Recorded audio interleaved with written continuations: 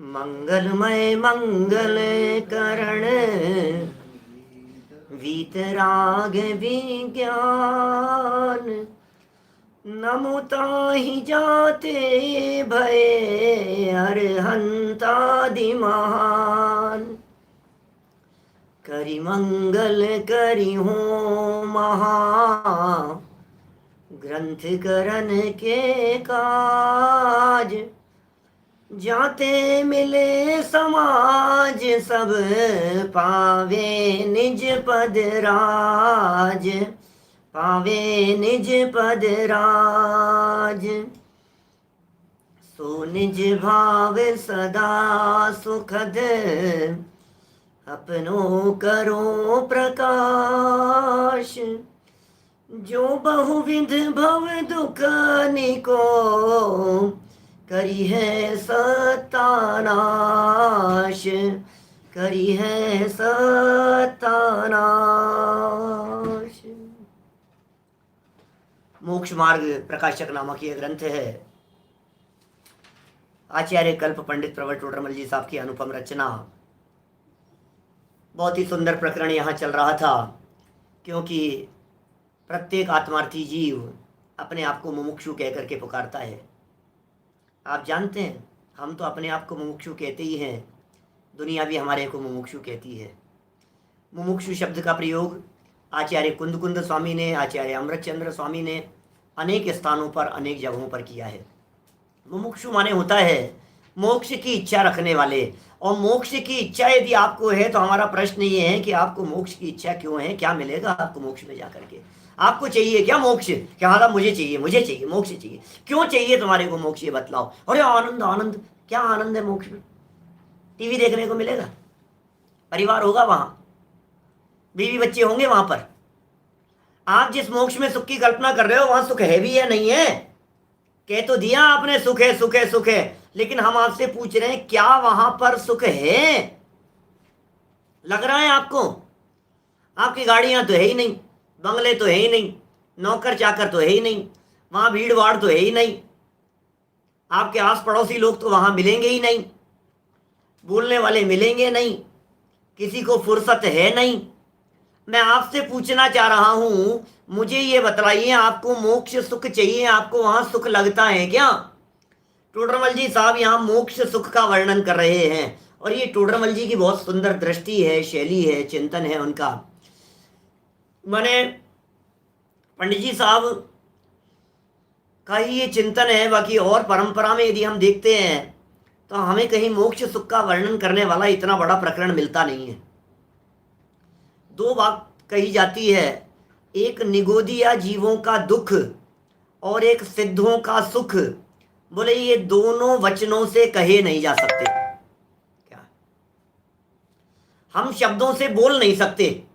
निगोदिया जीव कितने दुखी हैं, दौलत राम जी ने एक लाइन में निपटा दिया, एक छंद भी नहीं लिखा निगोदिया जीवों का दुख बतलाने के लिए।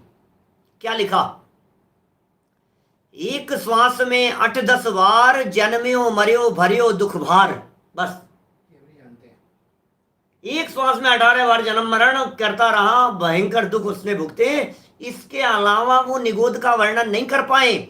नरक गति का वर्णन करने के लिए 3 छंद दिए, तिर्यंच गति का वर्णन करने के लिए 3 छंद दिए, मनुष्य गति के दुखों का वर्णन और परिस्थितियां बतलाने के लिए 2 छंद 3 छंद दिए उन्होंने, देवगति के दुखों और परिस्थितियों को बतलाने के लिए 2 छंद दिए। लेकिन निगोदिया जीव जहां सबसे ज्यादा दुख बतलाए जाते हैं, उसका वर्णन करने के लिए सिर्फ 1 लाइन, सिर्फ 1 लाइन।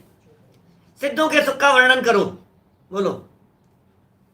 रही है अनंतानंत काल यथा तथा शिव परिणये। बस भोगे शर्म अनंता, 2 लाइन के अंदर निपटा दिया।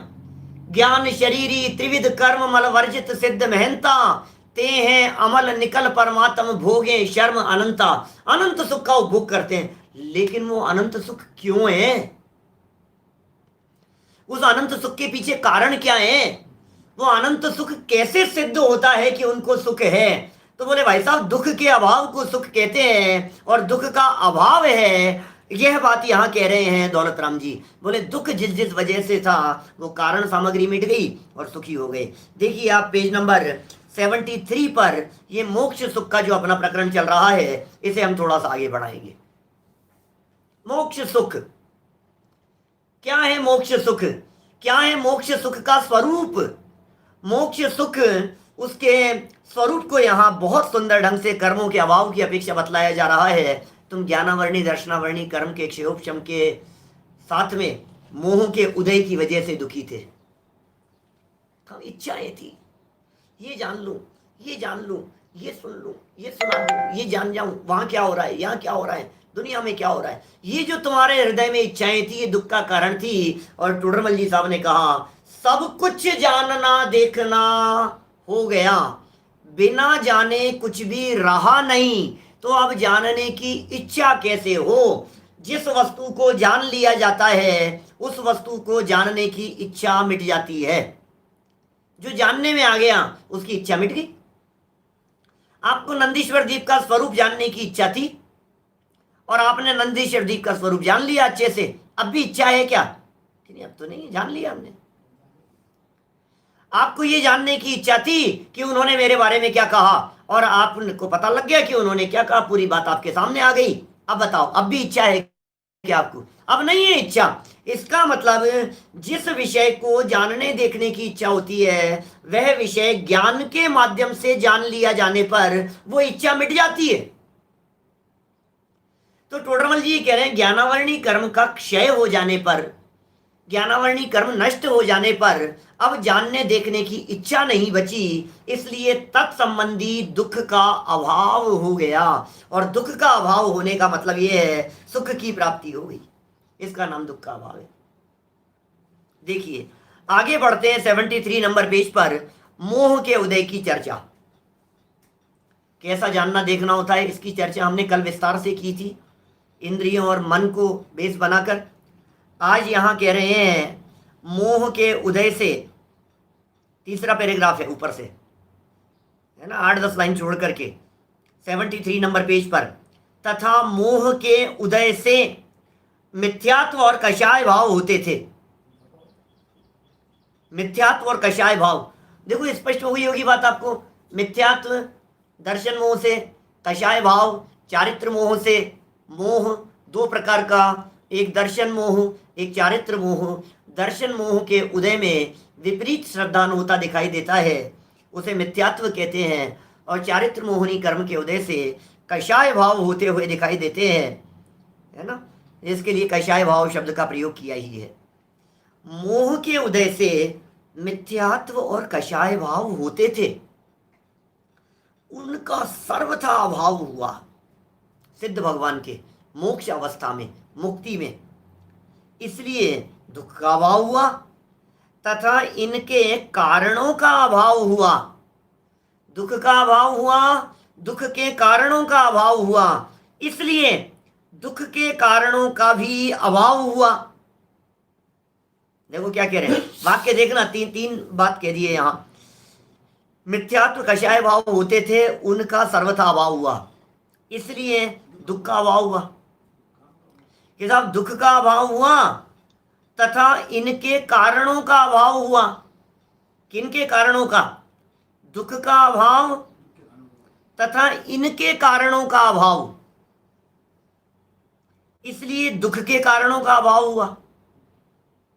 समझ में आ रही है बात? क्या क्या कह दिया है यहां? देखो मिथ्यात्व कषाय भाव होते थे, वो दुख के दुख रूप थे, तो मिथ्यात्व कषाय भाव के मिटने से दुख मिट गया, और मिथ्यात्व और कषाय भाव के कारण मिट गए। ये इनके शब्द का जो प्रयोग किया है, ये मिथ्यात्व कषाय भाव के कारणों के अर्थ में किया है। समझना, नहीं तो आपको वाक्य ऐसे लगेगा इनके कारणों का अभाव हुआ, फिर कह रहे हैं दुख के कारण का भी अभाव हुआ। अब समझ में नहीं आ रही बात।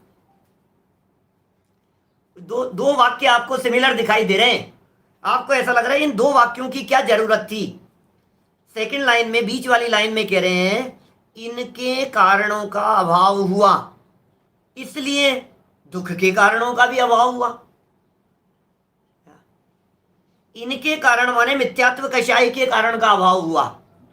अब मिथ्यात्व कषाय के कारण का अभाव हुआ, तो चूंकि मिथ्यात्व कषाय दुख के कारण थे और उनके कारण का अभाव हुआ, इसका मतलब दुख के कारणों का भी अभाव हो गया। उन कारणों का अभाव यहाँ दिखाते हैं। मिथ्यात्व और कषाय भावों की चर्चा टोडरमल जी साहब एक एक की बात कर रहे हैं। देखना एक एक लाइन में थोड़ी सी सूक्ष्मता है।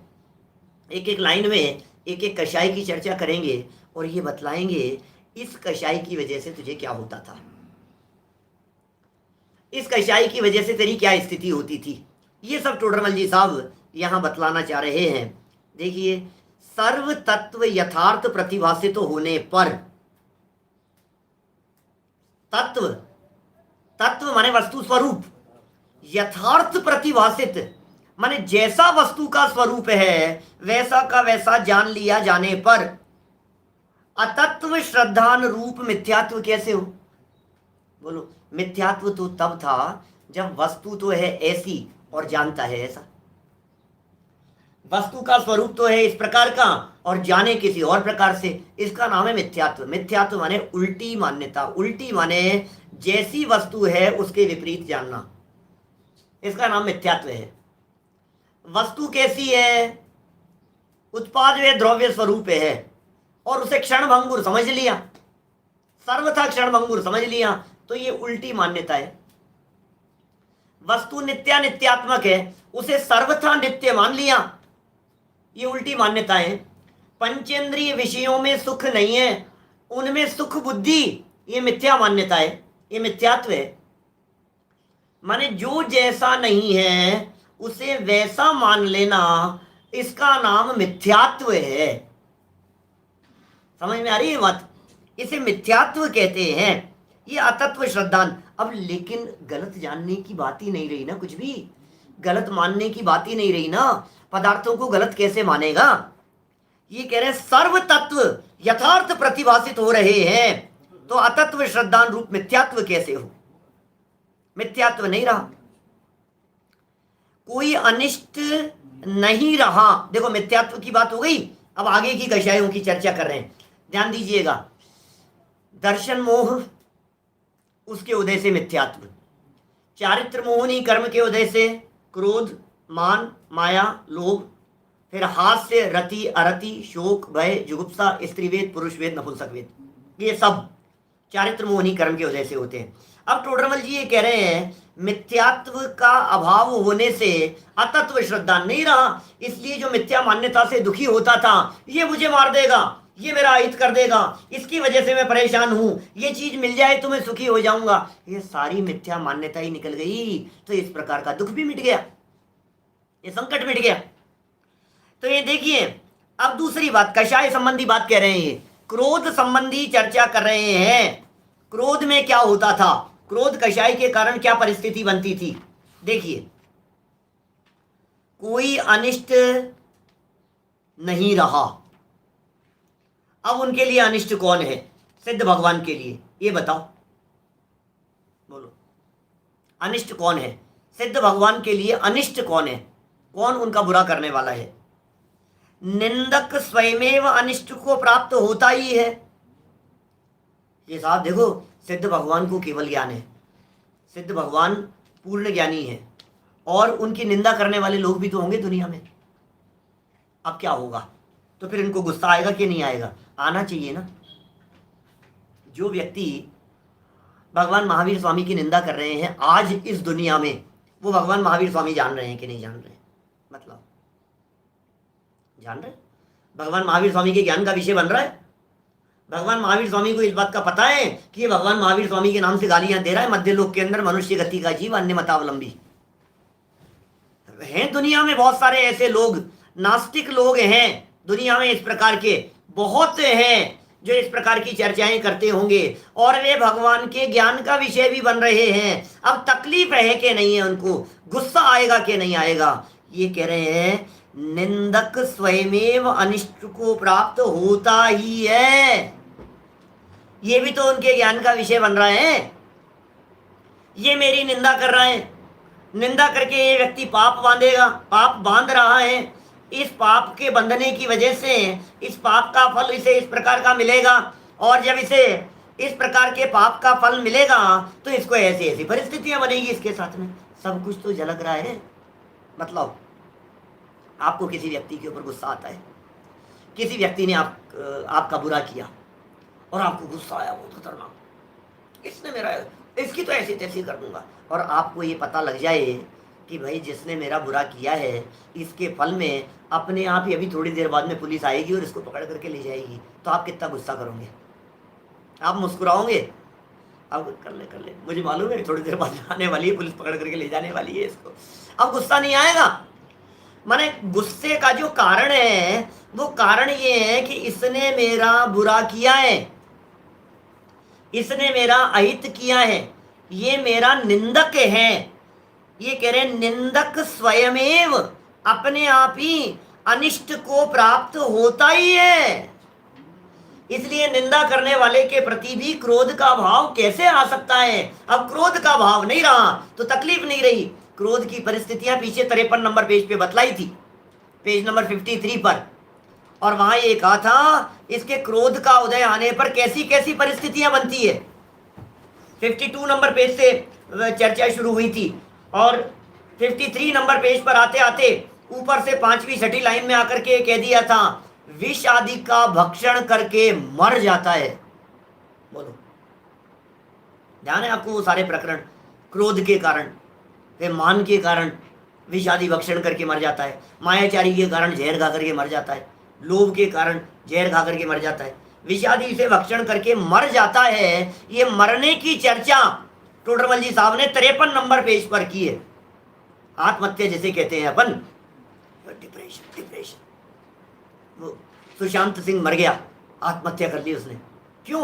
डिप्रेशन, सही नहीं जा रही है, सही नहीं जा रही है चीज, गुस्सा बर्दाश्त नहीं हो रहा है, घमंड बर्दाश्त नहीं हो रहा है, मान को ठेस, पैसे का चक्कर है, लेने वाले आएंगे बेइज्जत कर देंगे मेरे को, ये चीज बर्दाश्त नहीं हो रही है, आत्महत्या करके मर गया। हाँ, सिद्ध भगवान भी आत्महत्या करके मर जाते होंगे, बेइज्जती कर रहे हैं लोग दुनिया में, महावीर भगवान की बेइज्जती कर रहे हैं, आदिनाथ भगवान की बेइज्जती कर। अच्छा, ऋषभ देव भगवान को कितना गुस्सा आया होगा जी जब मारीची निकल गया विरोध करता हुआ? बोलो। माने मैं ये पूछ रहा हूं आपसे, जब ऋषभ देव भगवान समूह शरण में विराजमान थे और मारीची बाहर निकल गया, लोगों को तो पता नहीं है, समूह शरण में तो विरोध किया नहीं जा सकता है, समूह शरण के अंदर तीर्थंकर परमात्मा का विरोध हो नहीं सकता, लेकिन बाहर निकल गया ना, दरवाजे पर जाकर के खड़ा हो गया, समूह शरण के बाहर जाकर के खड़ा हो गया, अंदर जाने वाले लोगों को रोकने लगा, विरोध करने लगा। ऋषभ देव भगवान को दिख रहा है कि नहीं? केवल ज्ञान में दिख रहा है। फिर क्या हुआ? गुस्सा आ रहा है कि नहीं? कहां से आएगा? मोह नहीं बचा है, ये कह रहे हैं यहां। चारित्र मोहनी कर्म का अभाव हो गया है, मिथ्यात्व और कषाय भाव का अभाव हो गया है। मोह के उदय से मिथ्यात्व और कषाय भाव होते थे, मोह का अभाव हो गया है, इसलिए उन्हें गुस्सा नहीं आता है। दिख तो रहा है, अब क्यों नहीं आता है उसका हेतु बतला रहे हैं टोडरमल जी। ये जो लाइन दी है, क्रोध से तो खुद जलता है ना, जल रहा है क्रोध के कारण, खुद ही आकुलित व्याकुलित हो रहा है। और पंडित जी कह रहे हैं निंदक स्वयमेव अनिष्ट को प्राप्त होता ही है, स्वयं क्रोध किस पर करें और क्यों करें क्रोध? बोलो। हमने सोचा इसने मेरे साथ ऐसा किया है ना, इसकी टांगे तोड़ दूंगा। समझना, बात समझने की कोशिश करना। इस व्यक्ति ने मेरे साथ बहुत बुरा किया है, मैं इसकी टांगे तोड़ दूंगा, और आपको पता लग जाए 2 मिनट बाद में इसकी टांग टूटने वाली है। अब आपको गुस्सा आएगा क्या? अपने आप ही टूटने वाली है। आपने गुस्सा किया, मैं इसकी ऐसी तैसी कर दूंगा, और आपको पता लग गया थोड़ी देर बाद में इसकी तो निपटने वाली है, निपट जाएगा ये, इसकी तो हत्या होने वाली है। इसको आकर के दूसरे डाकू लोग आए तो हंसेगा, फिर वो लगेगा कि यार अपने आप ही इसका मैं काहे का बात करूं। सोचो आप जरा, जैसे कल्पना कीजिए आप किसी व्यक्ति की हत्या करने के लिए कोई व्यक्ति पहुंचा, हत्या करने के लिए पहुंचा, और हत्या की योजना बना करके वहां पहुंचा, और घर में घुस गया, आधी रात को घुस गया, और मैं इसको जान से मार दूंगा मैं इसको। तो अब जाकर के छिप गया घर के अंदर कहीं, और अचानक इसे देखा कि ये जो व्यक्ति है, उस व्यक्ति को जिसको मारने के लिए आया था उसको हार्ट अटैक आ गया, दिल का दौरा पड़ गया, और हालत खराब हो रही है और तड़प रहा है, मरणासन्न स्थिति दिखाई दे रही है। और इतने में भीड़ इकट्ठी हो गई, परिवार के लोग भी आ गए। सब क्या हो गया, क्या हो गया, और तुम मर रहे हैं, डॉक्टरों को बुला लिया फटाफट। अभी चुपचाप छिप करके देख रहा है उस स्थिति को जो जान से मारने के लिए आया था। अब ये छिप करके देख रहा है, ये जान से मारने के लिए आया है, और ये डॉक्टर को बुला लिया, और डॉक्टर ने कहा सीवियर अटैक है, कुछ भी नहीं हो सकता है, अब तो इनके बस समझ लो आप अंतिम सांसें चल रही है। मैं आपसे पूछता हूं, जो हत्या करने के लिए आया था उसको क्या चाहिए, करनी चाहिए कि नहीं, क्या करेगा वो? अब तो समझदारी इसी बात में है कि जैसे तैसे करके चुपचाप वहां से निकल करके सामने आ जाओ और उनकी कुशल क्षेम पूछने लगो। इसमें समझदारी है, मरने वाला है अपने आप ही। मरने वाले व्यक्ति की हत्या का पाप अपने माथे पर कोई नहीं लेना चाहता है जब अपने आप ही मर रहा है। निंदक स्वयमेव अनिष्ट को प्राप्त हो रहा है। कितनी गजब की लाइन है। अरे सुनो, ये स्वयमेव होता है, ये बात सिद्ध भगवान के तो ज्ञान में झलक रही है और हमें आगम के अनुसार झलक रही है। क्रोध करने का कोई कारण ही नहीं बनता है। किसी व्यक्ति ने आपका बुरा कर दिया, किसी ने अनिष्ट कर लिया, तुम्हारी वाट लगा दी, समझ लो आप मुंबई भाषा में कहें तो अपन। अब यदि तुम्हारे साथ यदि इस तरह की स्थिति हो गई है, अब भाई तुम इस बात को समझ लो, इसने तुम्हारे साथ में बुरा किया है, इसने तुम्हारी निंदा की है, इसने तुम्हारे को संकट में डाल दिया है, इसने तुम्हारे को परेशानी में डाला है, इसने तुम्हारे को धोखा दिया है, इसने तुम्हारे साथ में बेईमानी की है, इसने तुम्हारे ऊपर झूठा इल्जाम लगाया है। अब भी गुस्सा नहीं आए। प्रथमानुयोगी ये कह रहा है, करणानुयोगी ये कह रहा है, जिनवाणी ये कह रही है, इस व्यक्ति को इस बात की सजा अपने आप मिलेगी। ये जिनवाणी कह रही है हमारे को, अपने आप मिलेगी इसको इस बात की सजा। अब बतलाओ समझदार व्यक्ति का कर्तव्य क्या है? निष्कषाय रहो, शांत भाव से ज्ञाता दृष्टा बन करके रहो, मुस्कुराते रहो। क्या अपने अपने कर्मों का फल सबको मिलता है। सिद्ध भगवान के साथ में क्या हुआ? बोले स्वयं क्यों क्रोध करें? बोलो क्रोध किस पर करें? चलिए आगे बढ़े, अब मान की बात करते हैं। स्वयं से ऊंचा कोई है नहीं। घमंड कशाय का उदय, और घमंड का उदय आता है तो क्या करता है बोलो? और उनको नीचा दिखाना चाहता है, स्वयं ऊंचा होना चाहता है। देखो जरा पेज वहीं जो उदाहरण दिया मैंने बात के याद से, 53 नंबर पेज पर, जब इस जीव के मान कषाय का उदय आता है तो किस किस प्रकार की परिस्थितियां बनती है। स्वयं ऊंचा होना चाहता है, दूसरे को नीचे दिखाना चाहता है। अब ये कह रहे हैं सिद्ध भगवान ऐसी जगह पर पहुंच गए हैं, इस लेवल पर पहुंच गए हैं जिनसे ऊपर कोई है ही नहीं। इंद्रादिक स्वयमेव नमन करते हैं और इष्ट को पाते हैं। किससे मान करें बोलो? इंद्रादिक खुद ही आकर के नमन करते हैं और इष्ट को पाते हैं, मतलब इंद्रादिक अपने इष्ट की प्राप्ति के लिए उन्हें नमस्कार करते हैं। मतलब स्वयं पुण्य बांधते हैं, इष्ट को पा लेते हैं। अब ये किससे मान करें बोलो? करें घमंड करो साहब, घमंड किस किस बात का घमंड करें? सबसे ऊंचे व्यक्ति को फिर घमंड। देखो अधजल गगरी छलकत जाए, कौन उछलता है ज्यादा? ज्यादा उछलता हुआ वो दिखाई देता है जहां होता नहीं है, भरा हुआ नहीं होता है ना, वो उछलता ज्यादा है। ये कहावत है, पानी से भरा हुआ मटका है, गगरी है, यदि वो पूरा भरा हुआ है तो पानी छलकेगा नहीं, लेकिन यदि आधा है तो पानी उछलता बहुत है उसमें, आधा भरा हुआ है तो। ये जगत के जीवों की स्थिति है। अब जो परिपूर्णता को प्राप्त हो गए उन्हें मान करने का कोई हेतु नहीं दिखाई देता।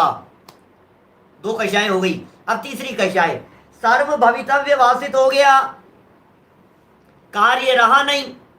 बोलो सर्व भवितव्य भाषित हो गया, कोई कार्य रहा ही नहीं। अब मायाचारी क्यों करे? मायाचारी तो किस लिए करता है? ये काम ऐसे की जगह ऐसे हो जाए, इसलिए मायाचारी करता है। ये मायाचारी के लिए वाक्य दिया है, आधा वाक्य, इसमें मायाचार झलक रही है, झलकनी चाहिए आपको। सर्व भवितव्य, सर्व माने सब कुछ, भवितव्य माने होने योग्य, भाषित हो गया है, ख्याल में आ रहा है। अब कार्य रहा ही नहीं, अब क्या काम करें बताओ? अब उनको कोई काम दिखाई नहीं देता है, इसलिए मायाचार क्यों हो? फिर देखिए आगे, किसी से प्रयोजन रहा नहीं है, किसका लोभ करें? बहुत लोभ है साहब, बहुत लोभ है। अब प्रयोजन ही नहीं रहा कुछ भी, किसी से कोई प्रयोजन रहा नहीं है, लोभ किस बात का? देखो आपको ऐसा लगता है पैसे से मेरा भला होगा तो पैसे के प्रति लोभ दिखाई देता है। आपको लगता है मेरी प्रतिष्ठा से मेरा भला होगा, प्रयोजन दिखता है, तो ये कहते हैं पत्रिका में मेरा नाम छपना चाहिए, इस जगह पर मेरा नाम आना चाहिए। मायाचारी करता है, योजना बनाता है, लोभ लालच रखता है, यश का लोभ, प्रतिष्ठा का लोभ, धन का लोभ, संपत्ति का लोभ। ये जो सारे लोभ हैं, ये सब लोग किस वजह से हैं? ये कह रहे हैं अब किसी से प्रयोजन रहा नहीं, किसका लोभ करें? चारों कशाएं हो गई, क्रोध मान माया लोभ, इसलिए सुखी हैं। क्रोध कशाएं ही नहीं है, दुख का कारण नहीं दिखाई देता है कि साहब हास्य आदि की क्या पोजीशन है। आगे पढ़ लो, हास्य आदि कषायों के संदर्भ में कहते हैं कोई अन्य इष्ट रहा नहीं, किस कारण से हास्य हो। आपको हंसी क्यों आती है, हैं? मजा आ गया यार देख करके, मजा क्या गजब गजब की चीज है। मतलब आपको हंसी आ रही है किसी को इष्ट अपने अनुकूल देख करके, या कोई कार्य अच्छी बात सुन करके आपको हंसी आती है। ये कह रहे हैं यहां कोई अन्य इष्ट रहा नहीं, किस कारण से हास्य हो। हंसी का कोई प्रसंग ही नहीं है, किस कारण से हास्य हो। कोई अन्य इष्ट प्रीति करने योग्य है नहीं, फिर कहां रति करें। क्या हास्य रति, ये रमण करने योग्य दिखाई देता है? ये प्रीति करने योग्य दिखाई देता है।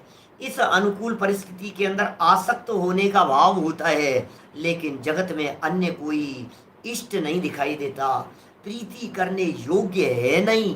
किससे प्रीति करें? जगत में कोई प्रीति करने योग्य है ही नहीं, क्योंकि उन्हें प्रीति करने योग्य अपना एक गायक प्रभु परमात्मा दिखाई देने लगा। उनकी प्रीति तो एकमात्र अपने गायक के प्रति हो गई है, अपने स्वभाव के प्रति, अपने गायक के प्रति जिनकी प्रीति वर्तती है, तो अब किसके प्रति प्रीति करें? एक खूंटे से बंध गए हैं, एक गायक से बंध गए हैं, एक अपने त्रिकाली ध्रुव गायक भगवान आत्मा से बंध गए हैं। तो जिसका बंधन, जिनका उपयोग अपने स्वभाव के साथ में गहराई से जुड़ गया हो, अब दूसरा कोई प्रीति के योग्य दिखाई नहीं देता। कहां रति करें? अच्छा, अरति तो कर सकते हैं, अरति नहीं करेंगे? दुनिया में क्या क्या नहीं दिख रहा है, बोलो भगवान को, बोलो उनको क्या क्या नहीं दिख रहा है, अरति नहीं होगी क्या? जगत में दिखाई दे रहे हैं उनको, मर रहे कट रहे लोग हैं, आत्महत्या कर रहे हैं, डूब रहे हैं, फांसी लग रही है, लोगों को जला रहे हैं, जिंदा जलाए जा रहे हैं, ये सब दिख रहा है उनको। हत्याएं, आत्महत्याएं, कत्ल खाने, बूचड़ खाने, आज के नहीं, अनादिकाल से लेकर के अनंत काल तक के सब उनके ज्ञान में एक साथ युगपथ झलक रहे हैं। तो ये तो होगा ना? नहीं। देखिए, कोई दुखदायक संयोग रहा नहीं, कहां अरति करे। अब कोई संयोग दुख कारक है ही नहीं। अरति माने उससे छूटना। क्या अब दुखदायक संयोग रहा नहीं, क्यों छूटने का परिणाम आएगा, ग्लानि इस तरह का परिणाम क्यों आएगा? अभी जुगुप्सा की बात कह रहे हैं, शोक और जुगुप्सा इनसे जुड़े हुए, शोक भय जुगुप्सा। देखो, कोई इष्ट अनिष्ट संयोग वियोग होता नहीं है। वाह, किसका शोक करें? देखो क्या होता है, ये जो शोक होता है इसमें अनिष्ट की बात करते हैं ना, इष्ट की बात क्यों कही? बोलो। ये कह रहे हैं इष्ट और अनिष्ट का संयोग वियोग होता नहीं है, किसका शोक करें? इष्ट वस्तु के वियोग में शोक होता है, और अनिष्ट के संयोग में भी शोक संतप्त हो जाता है। क्या अचानक कोई ऐसा व्यक्ति, कोई ऐसी वस्तु, कोई ऐसी परिस्थिति सामने आ गई कि ये सदमे में चला गया, उसे देखते ही शोक संतप्त हो गया। हमारे कोई अनुकूल और परिचित खास थे, उनका अचानक कुछ दुर्घटना घट गई, एकदम सदमे में चले गए। तो इस शोक की परिस्थितियां इष्ट के वियोग में और अनिष्ट के संयोग में, दोनों प्रकार से शोक की परिस्थितियां बनती है। अब ये कह रहे हैं जगत का कोई भी संयोग इष्ट और अनिष्ट होता ही नहीं है। जब जगत का कोई भी पदार्थ इष्ट या अनिष्ट नहीं है और उनका संयोग वियोग होता ही नहीं है, तो किसका शोक करें? कोई अनिष्ट करने वाला कारण रहा नहीं, किसका भय करें?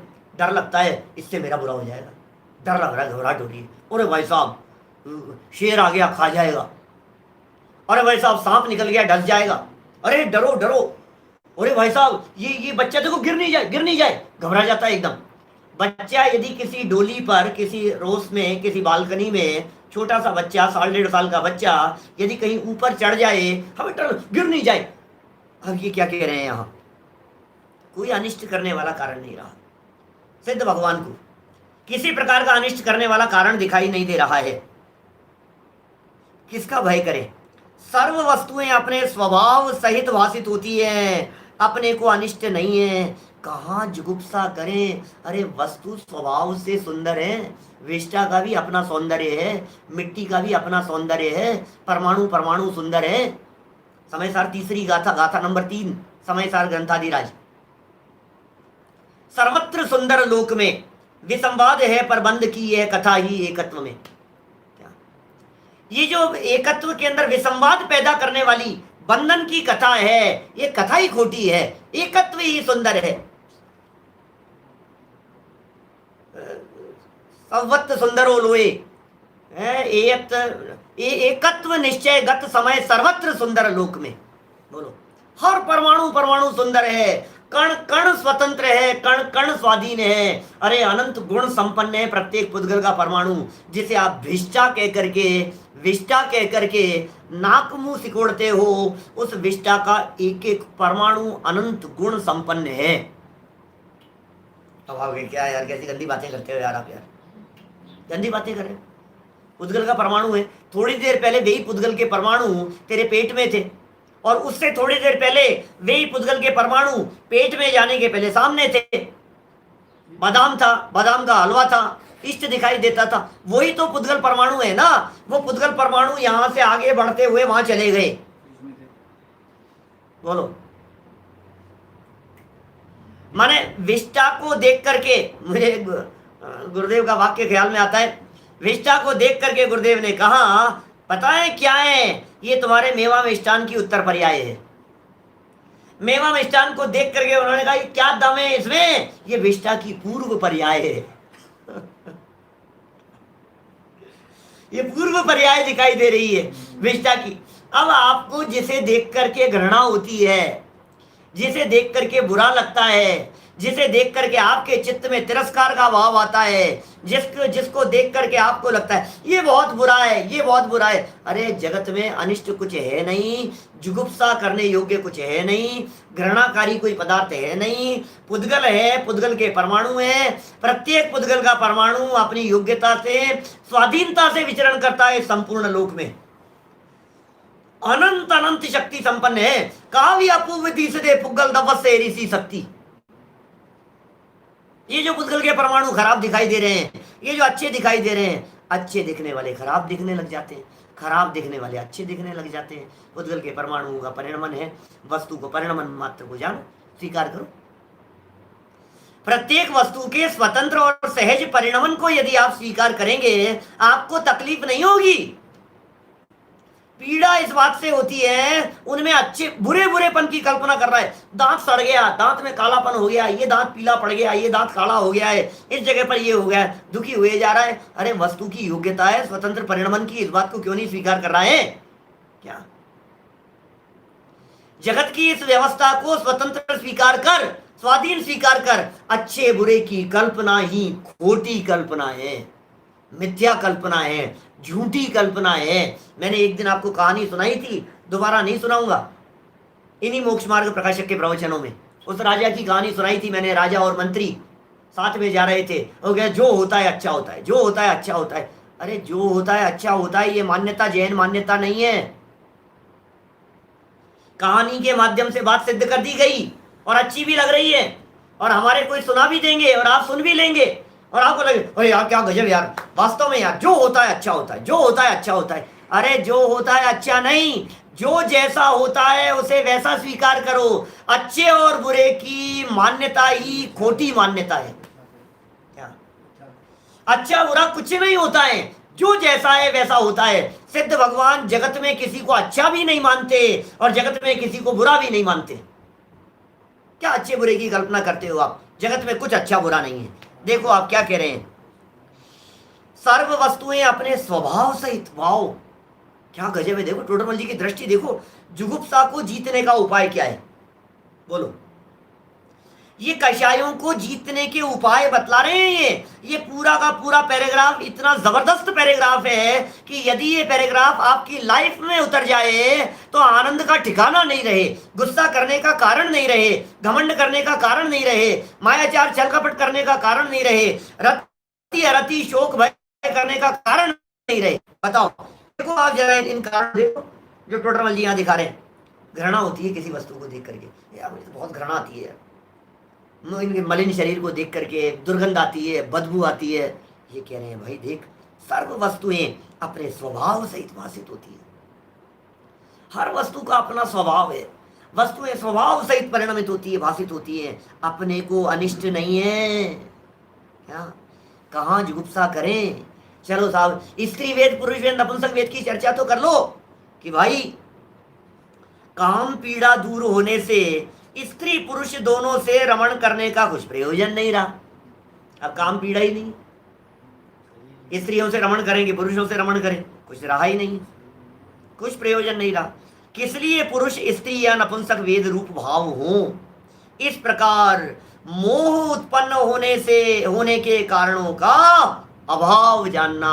मोह उत्पन्न होने के कारण ही नहीं बचे तो मोह भी उत्पन्न नहीं होगा। मोह उत्पन्न नहीं होगा माने कषाएं उत्पन्न नहीं होगी। मोह उत्पन्न नहीं होगा माने अतत्व श्रद्धा नहीं होगा। तो कषाएं और अतत्व श्रद्धा नहीं होने की वजह से, मोह न होने की वजह से ये सिद्ध परमात्मा परम सुखी है। क्या, चलिए आगे बढ़े, अंतराय की बात और देख ले। में एक दो पैराग्राफ है, देखो अभी है अपने पास में थोड़ा सा टाइम। तथा अंतराय के उदय से क्या होता है, अंतराय कर्म के उदय से क्या होता है मतलब। जब अंतराय कर्म का उदय आता है तो कैसी परिस्थितियां बनती है अंतराय कर्म के उदय से, बोलो। काम नहीं होता है, काम अटक जाता है हमारा, बाधाएं दिखाई देती है जब अंतराय कर्म का उदय आता है तो। अब उसका अभाव हो गया अंतराय कर्म का अभाव होने से। देखिए, अंतराय कर्म के उदय से शक्तिहीन पने के कारण पूर्ण नहीं होती थी, शक्तिहीन हो गई। अंतराय कर्म का उदय हीन पने के कारण पूर्ण नहीं होती थी।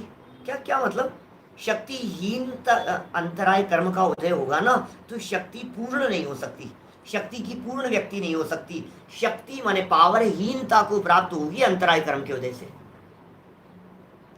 अंतराय कर्म के उदय से, उसका उदय आने पर जितनी भी शक्ति थी, पावर थी, योग्यता थी, वो हीनता को प्राप्त होती है, पूर्ण नहीं होती थी। अब उसका अभाव हुआ। क्या, अब उसका अभाव हुआ, इसलिए दुख का अभाव हो गया। क्या, तथा अनंत शक्ति प्रकट हुई, इसलिए दुख के कारण का भी अभाव हुआ। अब शक्ति प्रकट हो गई तो अब उसके दुख के कारण ही नहीं बचे कोई भी, शक्तिहीनता का कोई प्रसंग ही नहीं बचा। एक बहुत जबरदस्त प्रश्न उठाया टोडरमल जी साहब ने, अंतराय कर्म के इस प्रकरण संबंधी एक बहुत ही गजब का प्रश्न उठाया है। मुझे लगता है ये टोडरमल जी का क्या गजब का चिंतन है, ये पंडित जी साहब का। आप हम इस बात को घटित ही नहीं कर सकते थे। अपने अपने दिल पर हाथ रख करके सोचो, हमारे बहुत सारे बड़े बड़े विद्वान लोग भी सुन रहे हैं मेरी चर्चा को, अपने दिल पर हाथ रख करके सोचिए। देखो आप जरा, कौन हो सकता है जो सिद्धों का सुख बतलाते समय ऐसे प्रश्न उठाए और इस प्रकार से तर्क संगत जवाब दे दे। यहां कोई कहे कि दान लाभ भोग उपभोग तो करते नहीं है, इनकी शक्ति कैसे प्रकट हुई भाई साहब। भाई दानांतराय कर्म का उदय था तो दान नहीं दे पाता था, लाभांतराय कर्म का उदय था तो लाभ प्राप्त नहीं कर पाता था, भोगांतराय उपभोगांतराय कर्म का उदय था तो भोग उपभोग नहीं कर पाता था, अंतराय का उदय था। अब अंतराय कर्म का अभाव हो गया तो सब दान देना चाहिए ना, लाभ होना चाहिए ना, भोग करना चाहिए ना, उपभोग करना चाहिए ना। ये कैसे हो रहा है, इनकी शक्ति कैसे प्रकट हुई, इस बात को कैसे स्वीकार किया जाए, इस बात को कैसे माना जाए। प्रश्न समझ में आ रहा है कि नहीं, प्रश्न क्या है। दान लाभ भोग उपभोग और वीर्य, क्या ये 5 प्रकार के अंतराय कर्म हैं, इनके साथ में अंतराय लगाना, दानांतराय, लाभांतराय, भोगांतराय, उपभोगांतराय, वीर्यांतराय। अंतराय कर्म का उदय आता है तो शक्तिहीन होती है, अंतराय कर्म का उदय आता है तो शक्तिहीन हो रही है। अब इस हीन शक्ति में क्या काम होता है? कर नहीं पा रहा है। मैं दान देना चाहता था, दे नहीं पा रहा हूँ यार। इसको भोगना चाहता था मैं, भोग ही नहीं पा रहा हूँ। मैं खाना नहीं खा पाया, भोगांतराय कर्म का उदय। एसी लगवाया था, काम ही नहीं कर रहा है, 3 दिन हो गए, उपभोग अंतराय कर्म का उदय। अब उपभोग अंतराय कर्म का क्षय हो गया तो फिर एसी का खूब उपभोग करना चाहिए कि नहीं, लेकिन वो तो होता नहीं है, तो फिर कैसे शक्ति प्रकट हुई कहें? ये प्रश्न है, इनका जवाब देखिए क्या कह रहे हैं। ये कार्य रोग के उपचार थे क्या? रोगी नहीं है तो उपचार क्यों करें? भोगता था, क्यों भोगता था ये बता? बीमारी थी। भोजन करता था, क्यों करता था? भोजन इसलिए करता था कि बीमारी थी, भूख थी, तो बीमारी थी, बीमारी का इलाज था वो। अब बोलो किस किस की दृष्टि में ये बात आती है? दान दे रहा है, दान देना भी बीमारी, टोडरमल जी कह रहे हैं दान देना भी बीमारी है, भोगना भी बीमारी है, उपभोग भी बीमारी है। दान लाग भोगो वीर्य, ये जो तेरी प्रवृत्तियां हैं, ये सारी की सारी प्रवृत्तियां बीमारी का उपचार है, रोग का उपचार था। रोगी नहीं है, उपचार क्यों करे? और गजब का उदाहरण से इस बात को सिद्ध किया है। देखो पंडित जी साहब की गहराइयां। इसलिए इन कार्यों का सद्भाव तो है नहीं, सद्भाव की जरूरत ही नहीं, क्योंकि बीमारी ही नहीं है। कोई इन्हें रोकने वाले कर्मों का अभाव हुआ, और क्या कह रहे हैं? इन्हें रोकने वाले जो कर्म थे ना, दान लाभ भोग उपभोग वीर्य, इनको रोकने वाला एक कर्म था, उस कर्म का अभाव हुआ, इसलिए शक्ति प्रकट हुई कहते हैं। कर्म का अभाव हो गया इसलिए शक्ति प्रकट हुई कहते हैं। उदाहरण देखना, बड़ा गजब का उदाहरण है, बहुत ही गजब का उदाहरण दे रहे हैं। क्या है उदाहरण? जैसे कोई गमन करना चाहता था, क्या गमन करना चाहता था, चलना चाहता था, घूमना फिरना चाहता था, उसे किसी ने रोका था, तब दुखी था। और नहीं, बंधन में होता, मेरे को रोक रखा है साहब, मेरे को रोक रखा है। अभी देखो लॉकडाउन चल रहा है, मान लो आप जा नहीं सकते हो, आप पराधीनता का अनुभव करते हो। बंधन में है साहब, हम तो बंधन में है। किसी से फ़ोन पर बात करते होंगे, परदेश में बात करते होंगे, लोगों से बात करते होंगे, कहते होंगे साहब हमारे यहाँ तो लॉकडाउन चल रहा है, हम तो बंद हैं साहब, क्या करें, निकल नहीं सकते हैं, परतंत्र हैं। बराबर, आप दुख फील कर रहे हैं। अब हमने कहा आप दुख फील कर रहे हैं, अब कदाचित खुल गया तो आप बाहर ही रहते हैं क्या? फिर भी तो आप 24 घंटे में से 16 घंटे घर में ही रहते हैं। 8 घंटे बाहर गए आप, 16 घंटे घर में ही है ना। लेकिन घर में रहते हुए भी आपको परतंत्रता नहीं है, क्योंकि शक्ति प्रकट हो गई, उसको रोकने वाला कोई नहीं है। ये कह रहे हैं यहां, कोई गमन करना चाहता था, उसे किसी ने रोक रखा था, तब बहुत दुखी था बेचारा। और जब उसकी रोक दूर हो गई, तब जिस कार्य के अर्थ जाना चाहता था वह कार्य नहीं रहा। क्या? जिस काम के लिए जाना चाहता था, अब वो काम ही नहीं रहा। जैसे समझ लो आप, मुझे किसी काम से बाहर जाना है और आपने रोक दिया, नहीं जा सकते। अब मैं दुखी हो रहा हूं। अब आपने रोक हटा दी, क्या? तो अब तो जाऊंगा ना, तो अब लेकिन वो मेरा काम ही हो चुका है, तो अब मैं जा भी नहीं रहा हूं। अब तकलीफ है कि नहीं है? बोले तकलीफ नहीं है, क्योंकि जाने की इच्छा मिट चुकी है, काम ही नहीं रहा है। तो जब उसके रोक दूर हुई, तब जिस कार्य के अर्थ जाना चाहता था वह कार्य नहीं रहा, इसलिए गमन नहीं किया। वहां उसके गमन नहीं करने पर भी शक्ति प्रकट हुई कही जाती है। गमन नहीं किया तो भी शक्ति प्रकट हुई कही जाती है। उसी प्रकार यहां भी जानना, क्या? गमन नहीं कर रहा है तो भी शक्ति तो है, काम नहीं कर पा रहा है तो भी पावर तो है। बात तो शक्ति की है, काम करने और नहीं करने से कितना फर्क पड़ता है। आप में शक्ति तो है 50 किलो वजन उठाने की, 2 किलो उठाओ चाहे 5 किलो उठाओ चाहे नहीं उठाओ, शक्ति तो है। सवाल तो शक्ति का है। उसी प्रकार यहां भी जानना, तथा उनके ज्ञानादिक की शक्ति रूप अनंत वीर्य प्रकट पाया जाता है। और देखो, यदि अनंत ज्ञान दर्शन सुख वीर्य आदि को घटित भी करना हो ना, तो घटित भी कर सकते हैं। ज्ञान दर्शन सुख वीर्य नहीं, दान लाभ भोग उपभोग वीर्य को। अनंत दान, क्षायिक दान, किसको किसका दान दे रहे हैं? अपने स्वभाव में भरे हुए अनंत सुख का दान वे अपनी पर्याय को देते हैं। ये दान अपनी प्रति समय की पर्याय में स्वभाव के अनंत अतीन्द्रिय आनंद का लाभ प्राप्त करते हैं। लाभ और प्रति क्षण अतीन्द्रिय आनंद का रसास्वादन करते हुए उसका भोग कर रहे हैं। ये भोग, और जिसका भोग कर रहे हैं उसी तरह का भोग बार बार में होगा। इसका नाम है उपभोग। और अनंत आनंद को भोगने की एक अनंत शक्ति प्रकट हो गई है, इसका नाम है अनंत वीर्य। तो ये दान लाभ भोग उपभोग वीर्य अंतराय कर्मों के क्षय हो जाने की वजह से, इसीलिए तो अनंत भगवान के 9 लब्धियां कहते हैं ना, क्षायिक दान लाभ भोग उपभोग वीर्य कहते हैं अनंत भगवान के। तो इस तरह से उनको अंतर में घटित किया जाता है, ज्ञानादिक की शक्ति रूप अनंत वीर्य प्रकट पाया जाता है। तो इस तरह से इस बात को हमारे को यहाँ समझना चाहिए। अभी हमारा विशेष कार्यक्रम एक PTST का चल रहा है। एक कार्यक्रम सुमत प्रकाश जी भाई साहब के शिविर का शुरू हुआ है। पूरे देश में अनेक स्थानों पर एक साथ एट ए टाइम शिविर लग रहे हैं जगह जगह पर। मैं कहना चाहता हूं सभी साथियों से, जहां कोई विशेष कार्यक्रम हो आप पहले उस विशेष कार्यक्रम का लाभ लीजिए। आज हमारे बहुत सारे साथी अलग अलग कार्यक्रमों में हैं। आगे पीछे सुनिए, हमारी तो रिकॉर्डिंग रहती है, आगे पीछे सुनिए, लेकिन इसकी धारा भी छोड़ना मत, सुनते रहना। वे विशेष कार्यक्रम जो 5 दिन के लिए हुआ है उसका लाभ लिया, एक्स्ट्रा टाइम में हमने ये सुन लिया, तो सब तरफ ज्ञान की गंगा बह रही है। चारों तरफ यथासंभव आप लाभ लेते रहिए। ये तत्व ज्ञान हमारे को मुक्ति तक पहुंचा देने में निमित्त भूत है, कारणभूत है। हम सभी अल्प काल में इस तत्व ज्ञान का सहारा लेते हुए उस सुख की प्राप्ति करें जिस सुख का उपभोग सिद्ध परमात्मा कर रहे हैं। उस सुख की थोड़ी सी झलक हमने यहाँ देखी है, अभी तो पिक्चर बाकी है। कल इसके संबंध में और विशेष चर्चा करेंगे। ओम नमः सत्यदेव। सहजानंदी शुद्ध स्वरूपी अविनाशी हूँ आत्म स्वरूप।